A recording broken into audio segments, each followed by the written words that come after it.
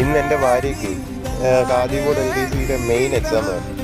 എഴുന്നേറ്റത് അവള് 6 മണിക്ക്. 6 മണിക്ക് എഴുന്നേറ്റിട്ട് കുളിച്ച് ഒരുങ്ങി 7:15 റിപ്പോർട്ടിംഗ് ടൈം. പാഞ്ഞു പിടിച്ച് പോവോ എന്താവോ എന്തോ.